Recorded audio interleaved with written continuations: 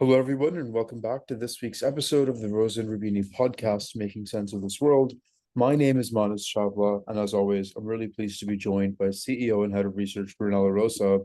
Uh, this week, we're taking you right to the shores of Lake Como. We hope it was done physically, but more metaphorically, as we bring you some takeaways from the Ambrosetti Forum, which took place recently, and the new Cold War between the United States and China, a topic which I gathered was a sort of immense focus at this conference, amongst many other things. So, Brunello, you attended this conference, you've done so for many years. How was this time different from other times, and what were some of the areas of key focus? What were some of the personalities that graced this event?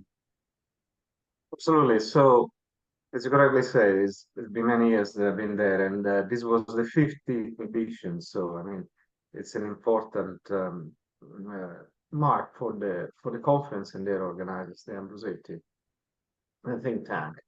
They always invite high-profile people, but this time around they really made an extra effort. People at the conference were President Zelensky himself in person, uh, Queen Rania of Jordan, President of the Italian Council, Prime Minister Giorgio Meloni, and a plethora of ministers, a number of senators from both sides of the aisle in the US. So clearly, there were lots of important personalities that tried to help attendees to understand what's going on. I mean, the key theme, the one that started the conference, was the Cold War between US and China, which, in my opinion, is in fact intensifying on a number of fronts. First and foremost, economically. Uh, China is in an economic decline at the moment, structurally, from 10%, 5% currently, going towards 3% unless policies change. And the US, on the other side, is is doing okay from an economic perspective, but is actually potentially improving some of the innovations that have been introduced, especially on AI, would take place. And so there's a chance that by the end of the decade, China would be at 3% in terms of growth, and the US would be at 3% or above. People say potentially even 3.5. This is a bit optimistic. It's a view. So imagine a world in which the US has a structural growth potential higher than that of China. That would represent really a massive change compared to the East. Yeah. And that, definitely makes a big difference. Also for China's own social contract, for its sort of political situation, and a number of other things. There were some other topics kind of on display at the conference as well. I think maybe we could dive into some of them very quickly. First up was the macro climate that we have right now. Lots of countries with their central banks going into their easing stances. Could you sort of dive in a bit more on that, and if the geopolitical picture is nearly as cooperative?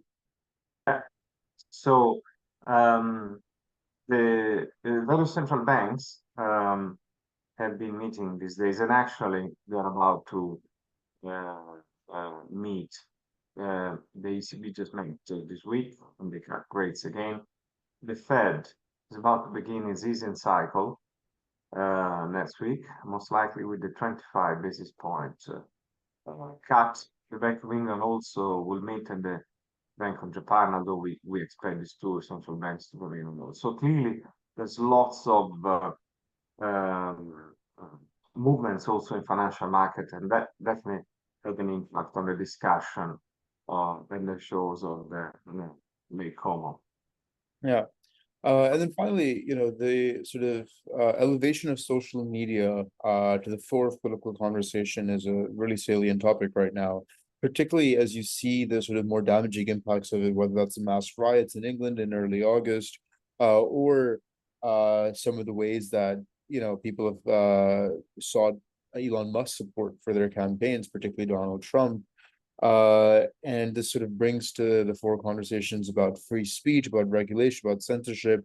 Where are all these conversations going? Was this discussed at the summit? And why are they particularly relevant given the American elections coming up in November? Yeah, I mean, the equation that has been trying to be established by the Republicans is that the Democrats says that Trump is a danger for democracy because of all the things that he said, in particular his involvement in January 6th assault to Capitol Hill, but also Project 2025 and other things that he has said. Hold on.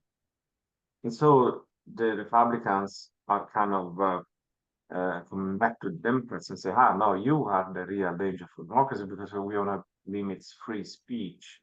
And by free speech is effectively the idea of spreading misinformation. We have all seen the debate where Trump spoke about the immigrants eating the dogs, eating the cats. I mean, honestly, this is pathetic in all respects, wherever you want to see it. And spreading this misinformation is nothing to do with the freedom of speech. So we saw what spreading misinformation meant in the UK. It meant the insurgence of mass riots that lasted for a few days. They were very violent, and only because the UK government was very resolute in stopping them, they actually, over a few days, they were kind of contained. But the US is a much bigger country, is almost a continent, so we need to be much more careful the way we do. And then, of course, when we were there, we had just had the elections in two important landers in Germany, in Saxony and Thuringia, and in those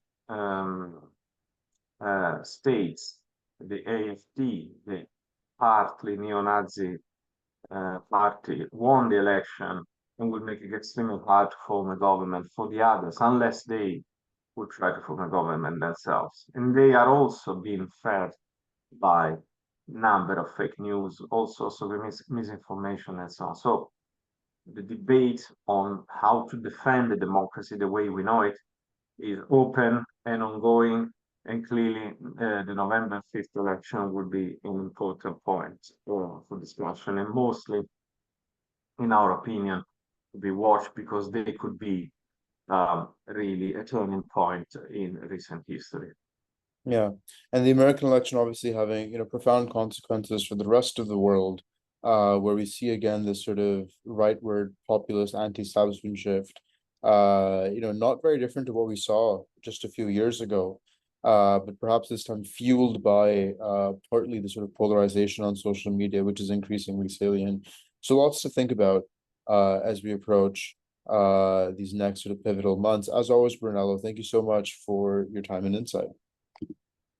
Thank you very much. Until next time.